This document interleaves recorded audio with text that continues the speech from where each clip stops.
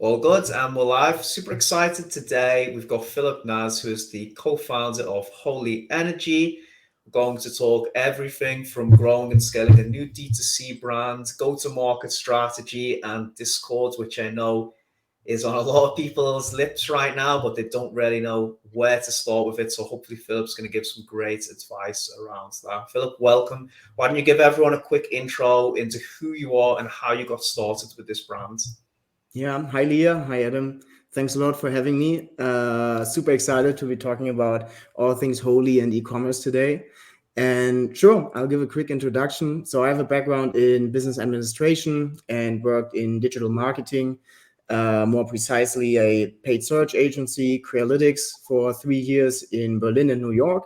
And after that, I started HolyEnergy together with my two friends, Fredi and Matze. And as we like to say it, at Holy, we revolutionized the energy drink. And sorry, this is now the pitching part, that's incoming now. And so we're combining delicious taste and functionality and sustainability. So in the end, it's really easy. It's basically a powder-based energy drink that's healthier for you, tastes better, and is super sustainable. I can show it to you really quickly. So this, for instance, is the tropical tiger. It's one of our 3 flavors. It's pineapple passion fruit. So you basically take a scoop of that, mix it in a shaker, and together with cold water and ice cubes, many ice cubes, and then you drink it, and you have a delicious energy drink that's going to keep you awake, and it's healthier than the other alternatives that you'll find on the market. Okay, enough pitching. Sorry, go ahead. I'll let you finish your pitch, and then I'll ask. And yeah, so far, people really love it. So we have 1,200 Trustpilot reviews already, with an average of 4.8. And right now, we're really tackling the gaming market because I think it's a super nice market with very strong communities. And if you can get into these communities, and I think there's lots of potential. But actually, if you look at the product itself, it can also be used for people who are not gamers. So Adam, for people like you who run a startup, who need focus, who need energy, it's the perfect drink. But also if you work on a night shift, if you're a bus driver or whatever, anybody can drink Holy. And that's only the beginning. We're also going into other soft drink categories step by step, but we are starting with the energy drink. Well, you need to give me a discount code because I need to focus so hard to put up with Leah all day. It's a difficult job. Honestly, if anyone needs energy, it's me. Okay, awesome. Yeah. You will get your discount. Oh, come on, Leah, Adam, for you guys, you can get it for free. Come on, I'll be taking you up on that. Just a quick one on the actual formulation. And you mentioned it's obviously healthier for you than traditional energy drinks. So can you just give us a breakdown? What type of ingredients are in the product? 100%. So if you look into like traditional energy drinks, I would say you have lots of fillers and artificial ingredients. Like you have the artificial colors, you have the artificial flavors, and then also you have many times lots of sugar, and you have artificial caffeine that kicks right into the bloodstream and gives you a very immediate boost, but then afterwards you crash. And with Holy, we in our formula, we took care that this wouldn't be the case. So only natural colors, natural flavors. Then we're using natural caffeine, and it takes longer for the caffeine to be absorbed in the body. Plus, we're also using NewCaf, which is like the super innovative caffeine, which gets absorbed by the body within 2 to 4 hours. So it's not the same old story of, okay, I have one drink and then after 1 hour, I'm down again. But it's rather a calm focus, as we like to say. And that's, for instance, exactly what you need in gaming, but also what you need in other parts of your life. So it's like sustained energy. And what about the actual calorie content? Because a lot of the traditional energy drinks, as we know, have got not just a really high caffeine content, but a huge amount of sugars in as well. How many calories, per serving are in each Holy tub? Sure. So we're pretty low calorie. So like in one of these drinks, so that's 7 grams of powder in it, we have around 18 calories. So basically nothing. Nothing, basically. Yeah, perfect. So you can basically, even though you've launched it around the gaming community, this is sort of coming on to the next question, but you do think there's application for people, in startups, in business, anyone who just wants like a cognitive boost can benefit from this product. 100%, Adam. You said it. Perfect. With that being said, let's go on then to the go-to-market strategy.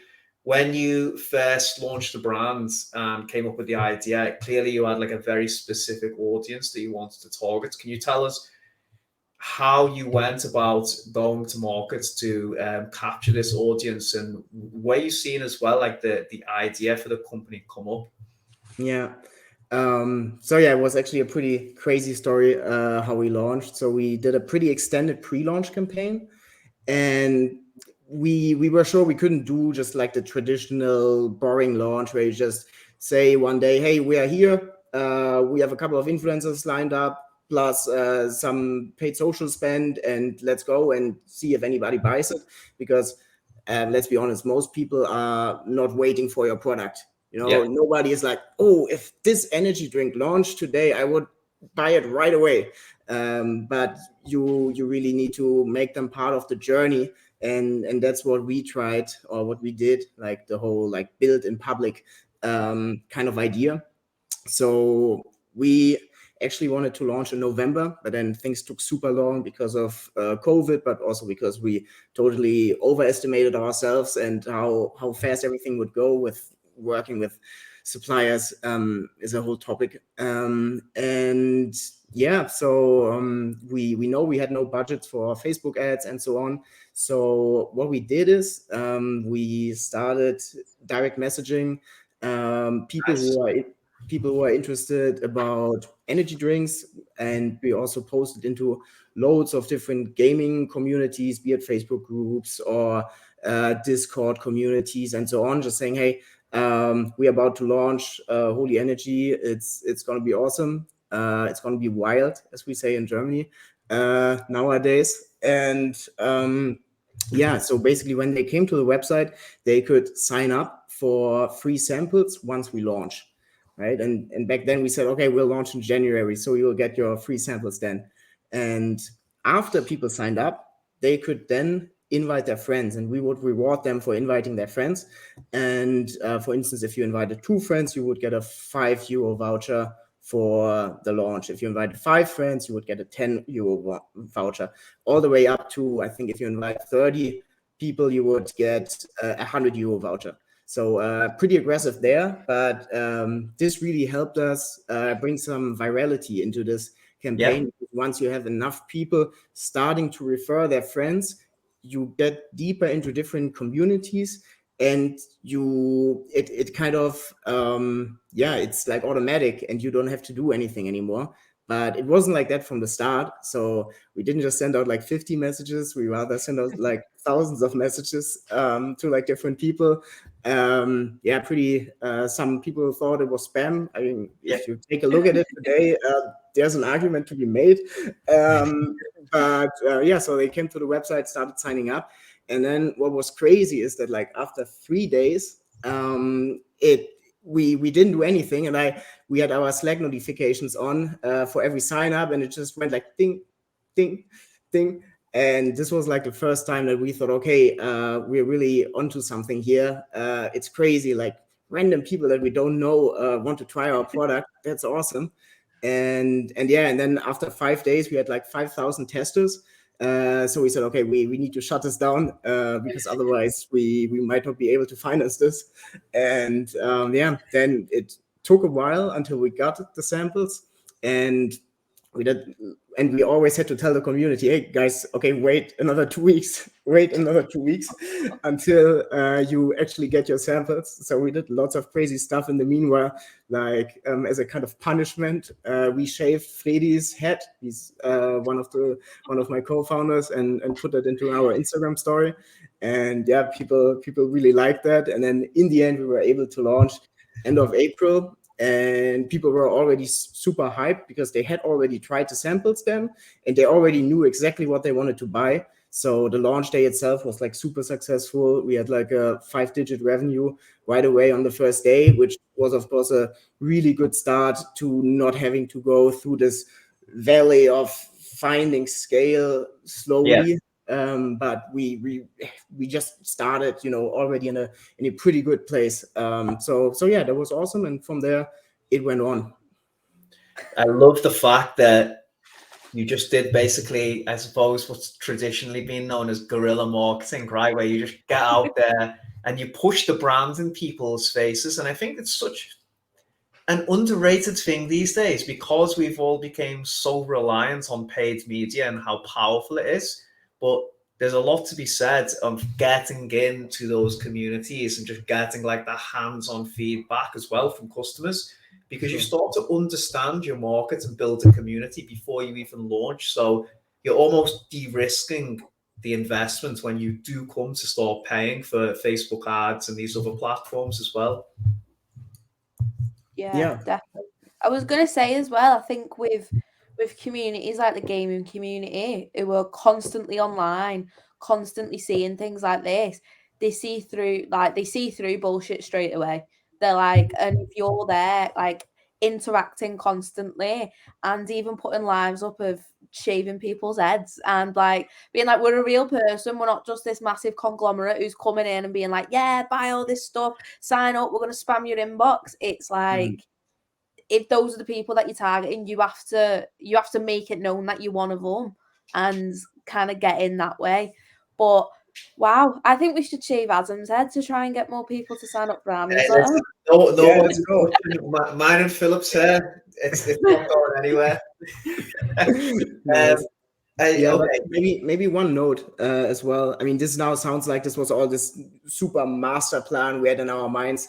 No, not at all. Like lots of the stuff we kind of made up on the way, and we saw, okay, this kind of works. Let's keep on going. Let's continue this, but also like this authenticity, like showing our own faces in the stories and so on. It's just something we were doing because we had nothing else to do, and because like we didn't have like the resources to like do professional I don't know, photographs or professional videos, but it was rather Matze, my co-founder, pointing and clicking in Canva to create videos for the brand.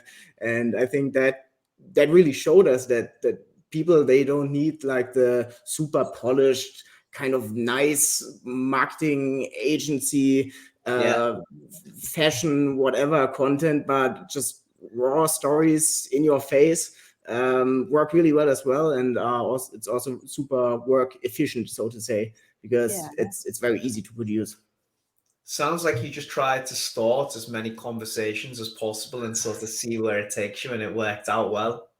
Nice. Yeah, kind of. And I love the branding now, actually. Like, it's very vivid and distinct. Was it like this from the beginning, or has it evolved over time?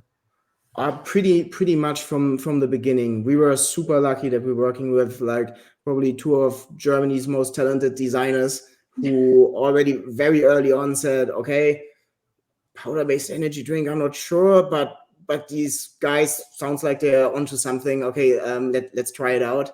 And yeah, we actually delayed paying our first salaries so we could work with them together and just try out the first project, and like it's super paid off, and they are owning our whole visual identity from day zero basically.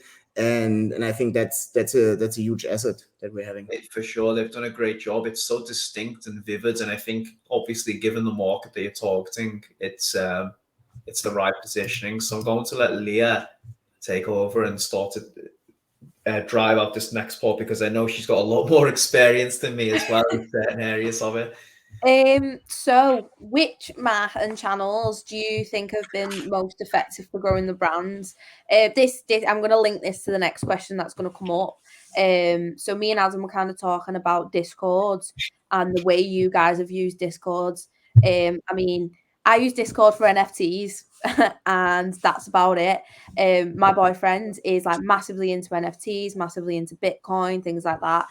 And something I've kind of learned about Discord is like you have to be invited or you have to join a channel, and then like it's basically this massive group of people with all these different channels and all these different servers who sit there and talk about the exact same thing.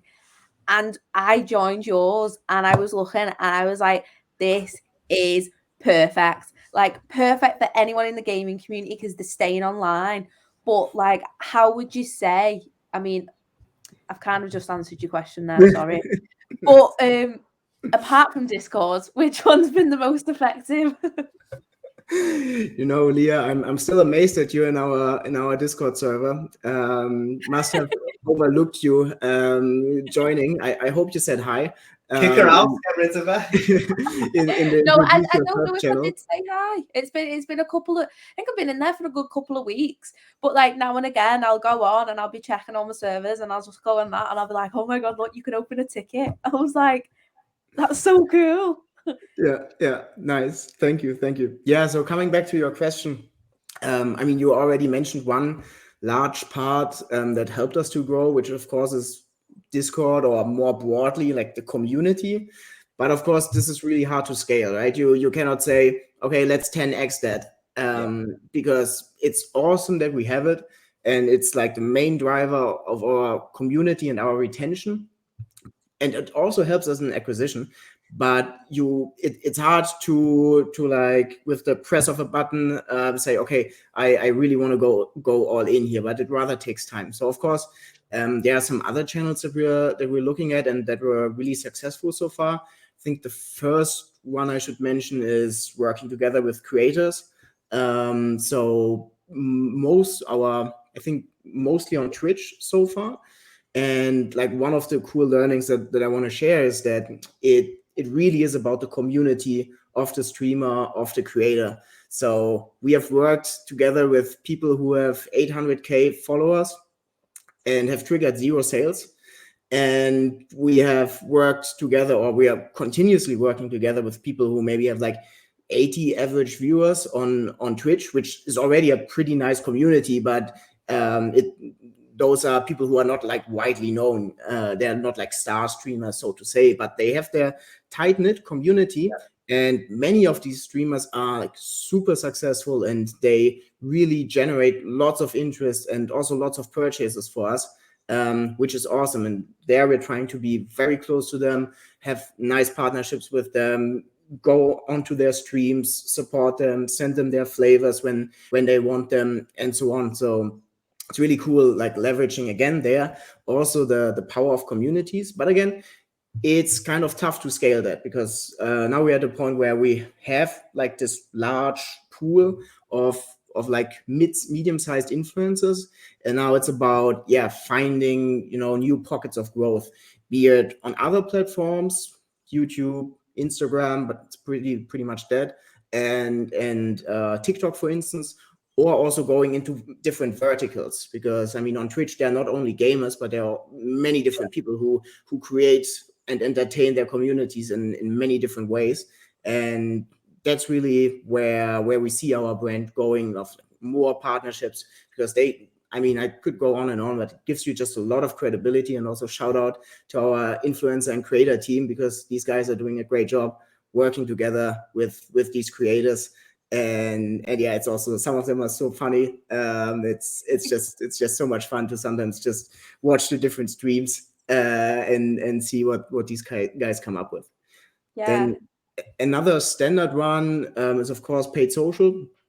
I have to be honest here. I mean, it's a tough nut to crack, I would say, because from the data we're gathering, we pay pretty high CPAs. And customers we acquire so far on paid social have lower CLVs, which of course is a pretty tough combination. But we know that to really grow the brand substantially, we need to figure this out. And now we know that 80% of the performance comes from the creative. Media buying is not that important anymore from what I've seen, from what I've learned also previously. And now we have an in-house videographer. We have 2 designers working on static ads, on creative. And I really think we have now the foundation to be successful on paid social. But of course, we still need to make it happen and need to go through the process. But still, I'm pretty confident that we'll go on there. And yeah, then two more things. One being affiliates. Pretty unsexy. People don't talk about it that much, but it just makes my life so much easier because affiliates just give you this baseline of revenue that's just coming in. You don't need to work really hard for it, to be honest. But it's just easy, and it's just important that you also that you're diversified and get income from many different sources. And then last but not least, Adam, since we're talking today, of course, email marketing or CRM more widely has really helped us as well, like re-engaging our community and people who kind of haven't bought in a long time is really important for us. And we have also seen, like, once the first time we talked, actually, like around October, when things weren't going so great on the acquisition side, we really went all into CRM and reactivation, and it worked really great. And we really reactivated some super loyal customers who are now really part of the Holy Squad, as we call it, our community. And so this also has helped a lot. Yeah, just a quick tip on, I think this is very underutilized as well, and I'm speaking a lot about this year, is that a lot of that data that sits inside Klaviyo can be used to assist in targeting back to Facebook. So you can obviously create, retargeting, that would be the obvious one. But if you're able to collect zero-party data at the right times, then you can use that for broad scale lookalike audiences as well, and syncing them back towards Facebook. So yeah, I think a lot of people, and I've been touting this for a while, like there's a lot more to email than just retargeting people. You can use it to improve the full funnel for sure and help with acquisition. I was gonna say, 100%. with you sound like you're on top of your targeting. Like all of the channels are in there, and it sounds like it's absolutely amazing. I was gonna say, like using Twitch and Discord and stuff like that. I don't think it's not often used, especially. We haven't spokespeople, have we? I don't think. No. This is why I was really excited to speak to you, and I think the narrative is now that you should start a community, and I completely agree. Actually, looking at the way things are now, I think it allows you to de-risk launching a brand, and also you get to understand the audience as well before you invest too heavily, and hopefully don't lose the money. What about, before we come back to Discord? Reddit is another one. I know a lot of gamers are on Reddit. Have you guys dabbled around with that?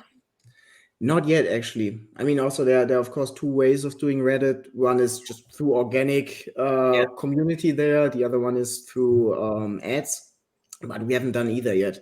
And that's also, I think, one of the things, like we have so many ideas and so many different channels that are out there that I would love to use. Like also, every time I read your newsletter, I'm like, oh, damn, I want to try this out. Like first party data, ask people in a pop-up, hey, what's your favorite source of caffeine? And then if they say coffee, or if they say energy drinks or whatever, I want to send them targeted email flows based off of that. Like I think there's so many things, and it's the cool thing about like being a marketer now that we can do. But also one learning is we have to take it step by step, and we cannot be elite in every channel right away, but we need the right people and the right expertise for it.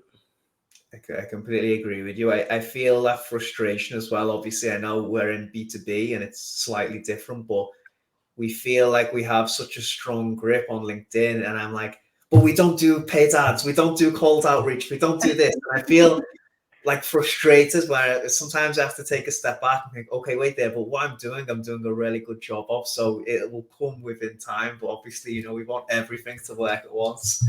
Yeah, totally. But I think, I mean, in terms of building a community, I mean, what you're doing on LinkedIn is probably the closest to like building a community that you can do on LinkedIn through organic postings and not just through ads that sell you random white papers. So I think that's really good on you.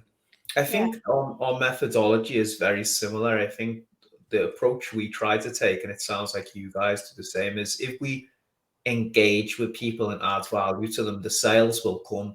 And I know obviously it's not as scalable, but on a fundamental level, I think you build a really strong community and reputation. So you'll always have that foundational base, and then everything else you add on top of that is just firepower to help grow it. Whereas I think a lot of people do things in reverse, right? Like they go all in at the beginning, and then like they don't have any foundation for the brand. Well, I was gonna say as well, the content, like me and Adam say it all the time, we're very, very content focused.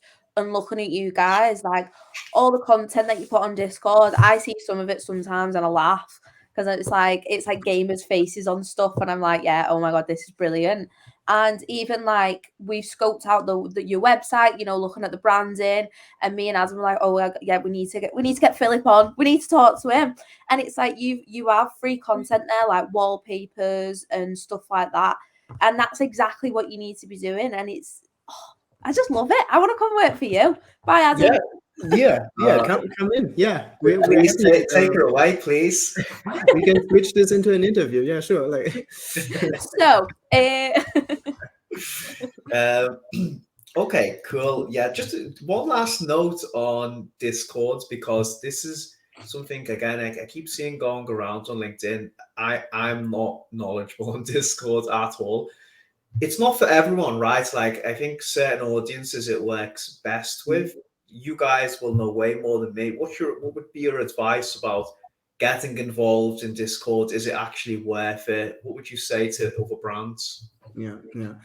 Yeah, I think we skipped over the whole Discord thing a little bit out of excitement for other stuff. But let me give you real quick the pitch for Discord, why it's great, and then afterwards maybe the disclaimer, so to say. So like in our Discord right now we have 3,000 people, and these are like really the core Holy Squad members who like everything, or who like see everything we do, who are the first ones to buy something when we release a new flavor and so on. And so we've kind of have divided this into different channels where people can talk about different things, you know, like they can show their orders, they can talk about gaming, exchange memes, talk about designs, make design suggestions for Holy, and so on. So many different ways to be talking about things. And what I really like about it is that with Discord we are like connecting our fans, our community with each other. Because what happens on Instagram or Facebook or TikTok is we put out content, people reply separately, we reply back, and then the conversation kind of dies, and it's all based on like our community management talking to people and starting conversations, so to say.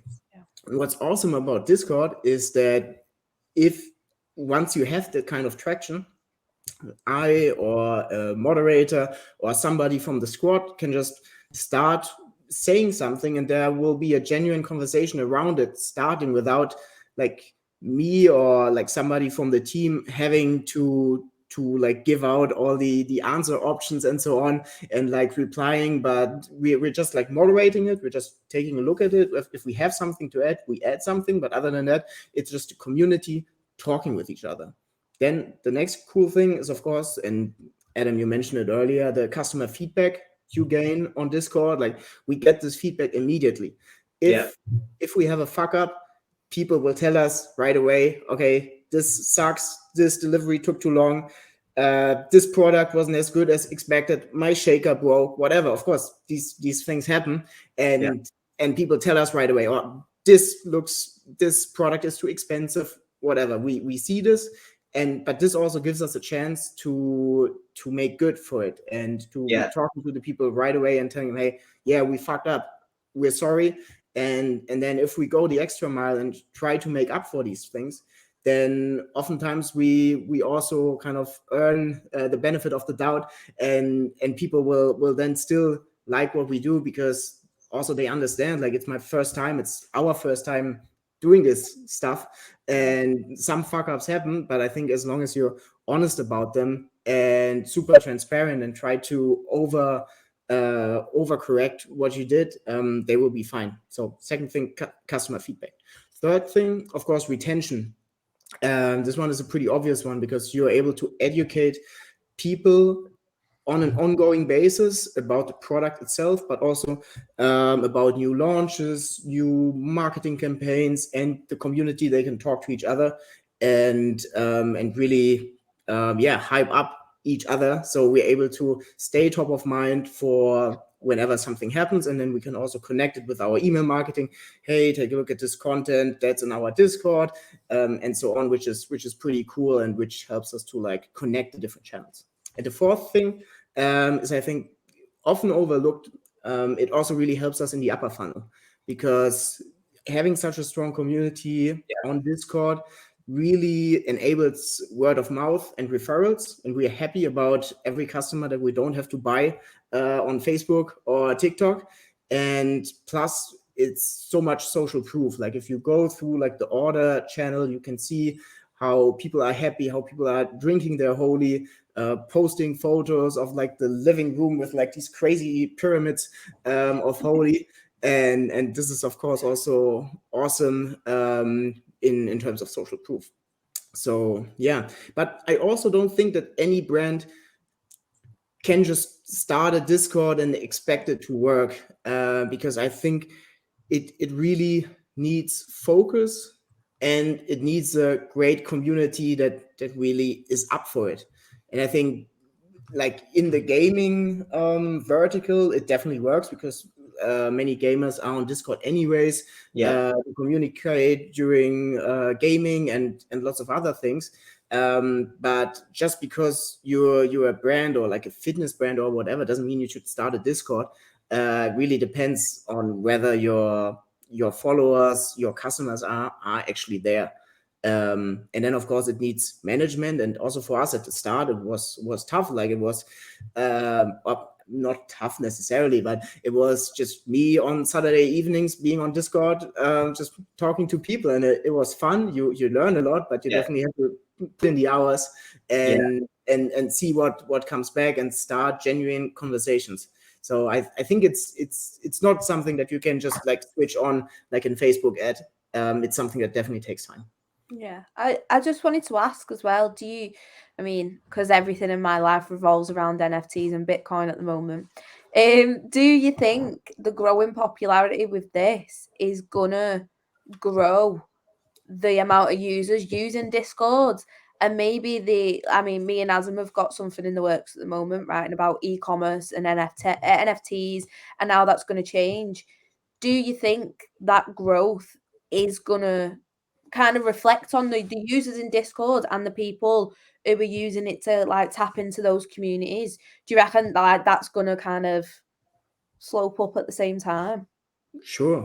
I mean, we can also see this now. I have a couple of friends who are into NFTs, who now also all of a sudden have Discord accounts, because apparently for NFTs, Discord is the place to be. And also, Leah, if you have any interesting projects, feel free to send them my way. I will. And so, but to be honest, so far, my experience with NFTs on Discord is just that I joined the NBA Top Shot NFT group, and now I'm getting spammed all the time with, hey, dude, try out, take a look at this project, take a look at this project. And then at first I want to hate them a little bit, but then I think, damn, that's basically what I did with Holy as well. So, I think there's a lot of knowledge on Discord, and there's a lot of servers and channels that you can tap into and end up making hundreds of thousands of pounds from. But it also opens your door to the biggest amount of spam you've ever seen. And it's like, somebody wants to add you to a server. Somebody wants to add you to a server. And like, you know what? Sometimes me and my boyfriend won't speak to each other, but he'll send me like 6 servers to add to. And he's like, quick, get on the whitelist for this. We need to be on this for the NFT. But you know what? I'd say as well, as a brand, maybe tap into some projects, get a little collab going. That'd be great. You know, definitely, I'm going to throw this out there, and I'm sure someone's probably working on it. There's definitely space for a Discord marketing agency, I think, at the moment, or even just general community type agency. I think this is a clear space for both B2B and direct to consumer as well, because everyone talking about you need to build a community, you need to build a community, and everyone knows it's important, but there's not really any established frameworks and like methodologies. Okay, here's what you should do. We'll manage it for you. It's just a case of, oh, you need to start a community. Okay, what should I do? And everyone, doesn't really have like a framework for it. That's the new leg for us. Coming 2025, Magnet Monster community builders. Hey, it's something on the roadmap. I'm going to go to this quite. I do apologize. I cannot. I'm pretty sure this is a Thai name, by the way, but I'm going to try Serena Keeper. So, hey, Philip, great talk. What is the fair? I'm sure we've sort of covered this, but if you had like one fundamental rule, Philip, to finish on for building a community, what would it be? Yeah. So first of all, hi there. Thanks a lot for the question. Yeah, I mean, tough. I think, and this might sound very meta, but I think it's have a reason to exist first as a brand, because people want to follow other people who have like some kind of vision or change something. Like nobody would join a community that's like about nothing. You need to have some goal in the community, or at least as a brand, some reason to exist. And if you have this reason, then I think you can also find people who are going to follow you and follow that vision. And I think that's like the first fundamental step. And it's funny, this is like sounds like some branding agency, blah blah. But and even as like a performance guy myself, I really believe that this is the first thing, and then you can build on that and start marketing your vision and start trying to find followers who believe in the same thing. Yeah, absolutely perfect, succinctly put. So we're going to end things. So I've got one final thing I want to sneak in. If you could summarize this in like under a minute, what would your advice be to new founders in the D2C space entering it? Sure. Okay, 1 minute. So I think in the long run, as a founder in DTC, it's all about customer lifetime value, and I think the customer lifetime value consists of two basic parts. I think the more important one is retention, and how do you get retention? By making people happy. So I think if you first focus should be on the product, on a differentiated product, and being able to communicate the value that your product brings. If you are able to do this and you have a great product, then you're in a position to make people happy. And I think that's the one fundamental, most important thing at the start. Have a good product. And Adam, I know we both love email marketing, but you can send the best, most targeted email at the perfect time with the most beautiful header ever. But if your product sucks, people are still not going to buy it. And I think that's the first thing. And then if you have figured that out, the second thing is customer acquisition. You need to find smart, efficient ways to acquire customers, if possible at scale.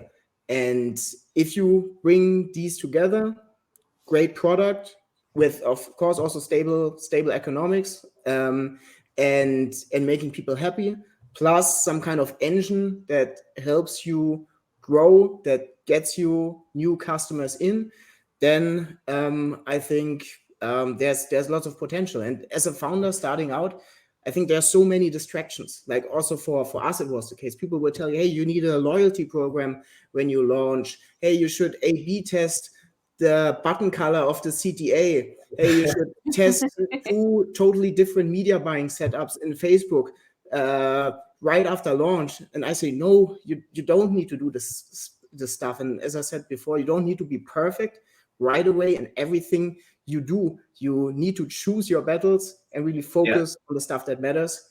And I think that was more than a minute, but so I'm done. Great summary. Completely agree. Philip, I love your energy. I'm very excited to see where the brand goes this year. So thank you very much for your time today. If anyone wants to find out more, what's the best way to contact you? And any codes you've got floating around you can give to some people watching as well? Yeah, I mean, come on, we'll make the code Adam 10 for 10 euros off your first order with HolyEnergy. I'll create this in Shopify right away. We'll be on our English store, German store, and French store. So wherever you are, go get it. And yeah, you can just contact me on LinkedIn.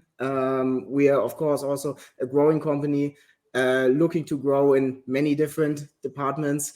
So if you want to come work here for this super fun startup, let me know and we can start talking.